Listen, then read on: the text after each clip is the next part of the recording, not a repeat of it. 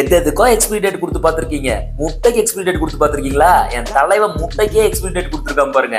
Amazon பிளிப்கார்ட்ல என்னங்க packing தீயா back பண்ணியிருக்கான் பாருங்க. முட்டை ரொம்ப சென்சிட்டிவான பொருள், இப்படின்னா உடஞ்சு போயிடும். ஆனா ஒரு முட்டை கூட வேஸ்ட் ஆகாம சேதமாகாம சூப்பரா பேக் பண்ணிருக்கான் பாருங்க மஞ்சியை போட்டு. ஆமாங்க, நம்ம பசங்க எங்கங்க நிறுவனா சாப்பிடுது, முட்டை நல்லதுன்னா சாப்பிடுது, புரோட்டீன் இருக்குன்னு சொன்னா போடாப்பா அப்படின்னு சொல்லிட்டு போயிட்டே இருப்பான். அதனாலதான் நார்மல் முட்டையெல்லாம் சாப்பிட மாட்டான், டேஸ்ட் முட்டை தான் சாப்பிடுவான்னு காடை முட்டை ஆர்டர் பண்ணியிருந்தான். அதுதான் பாருங்க செம்ம பேக் பண்ணி வந்திருக்கு, ரொம்ப ஹெல்த்தியும் கூட.